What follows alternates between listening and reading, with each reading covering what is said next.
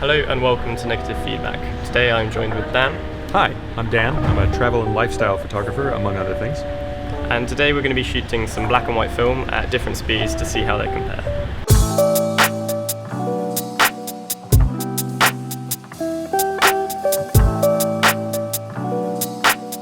The first film we're shooting today is Japan Camera Hunter's new Street Pan 400, which we're really excited about. We were going to try pushing film, but this roll, because it's new, there wasn't actually information on pushing or pulling it. But it does say that you can shoot it anywhere between 200 and 500. So I'm going to be shooting it at 200, Dan's going to shoot it at 500, and then I guess we get to see still the latitude of the film. It'll be pretty interesting to see. This is our first roll each of JCH.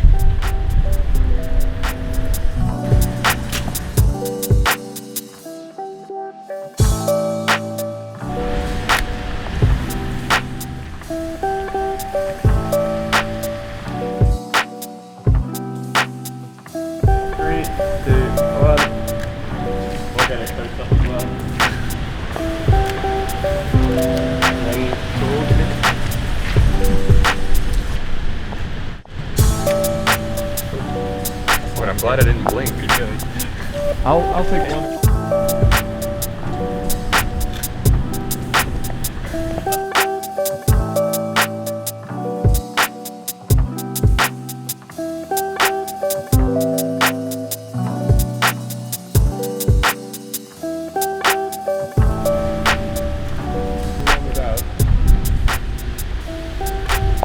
Or one with,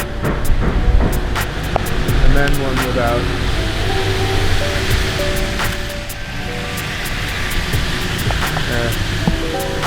If the cars weren't moving as quickly, I would wait for a black cab.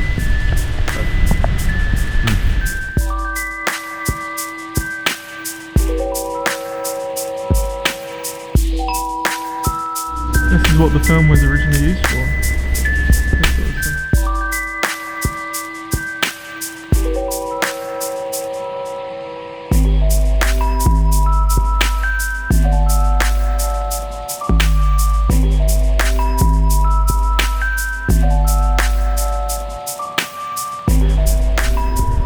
So I'm shooting on a Leica M6 today with a 50mm, and Dan is bringing out a special guest today. This is a Leicaflex SL. I just picked this up yesterday, though I've been shopping for one and thinking about it for about 6 months. It's an SLR, which people don't really think of that much when they think Leica, although Leica has a whole series of R cameras, and this is actually one of the first models that use the R mount. So it's pretty nice. I'm excited to play with it, and one of the things that's really exceptional about it is the shutter. Leica apparently lost money on these cameras because of how expensive the shutter mechanism was, and you can really tell when you hear it. It's got this lovely sound that doesn't sound anything. Much quieter than it's like a hybrid between a normal rangefinder and it's solid. SLR. It's not whisper silent, but it's kind of, well, you'll just have to hear it. So, shall we both take a picture of Louis here? 3, 2, 1.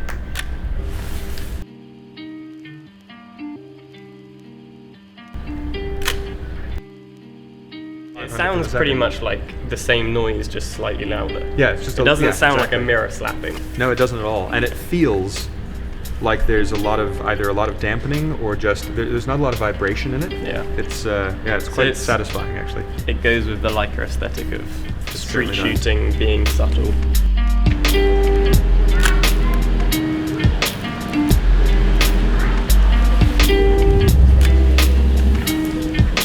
Puddle one. 2, 1.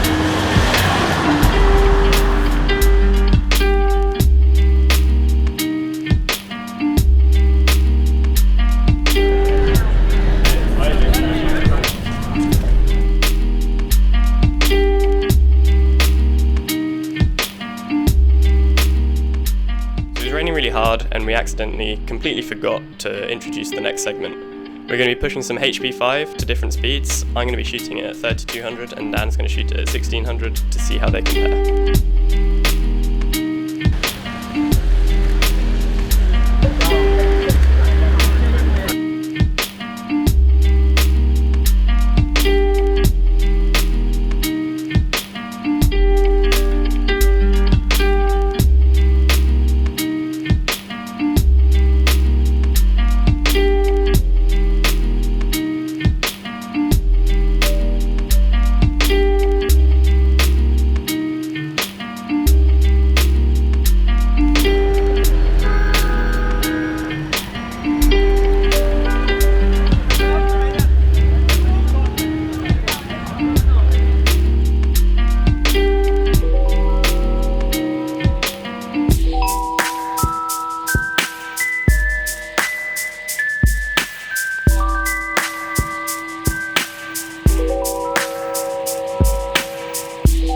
So I said earlier that this was my first day shooting the Leicaflex SL, and in my excitement, I neglected to really read the manual to understand how the meter display worked.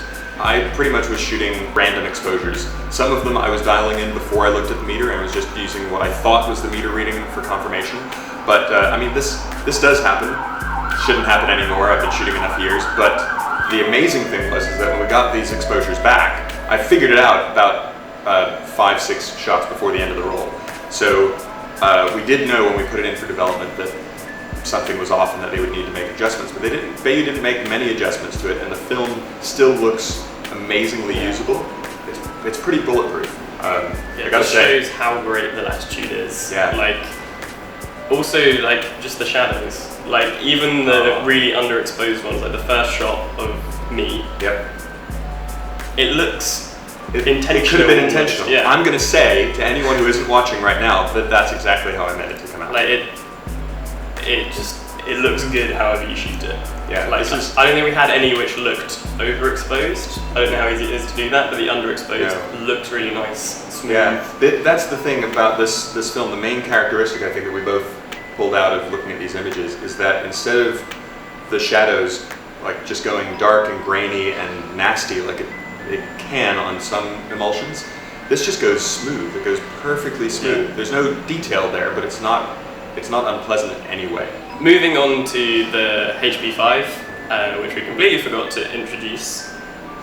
We're a bit confused by that. Mainly because my 3200 was way less grainy than your 1600. Which shouldn't have been the case. Doesn't make any sense. We asked why to Bayer, and look, they don't know. They just kind of went, that's odd. And it is one of those things that sometimes happens with film, especially I think when you're dealing with pushing and pulling, where like, you're doing something the film isn't meant to do necessarily. Who knows if I bought them at the same time? One could be an older roll, one could have been stored in heat for a day and could have changed that. Yeah. But they were still very usable. We were really happy with the results. Love both of the results. I'm very impressed that you can push to 3200 on a 400 roll, and it looked good. And the results, honestly, the skin tones, especially with that lower grain that somehow magically happened on the 3200, the portraits look really, really nice. Yeah, it's got a really classic look. It's like the first time I shot Delta 3200, I was like, this looks like classic film. Yeah. This looks like one of the greats kind of photo.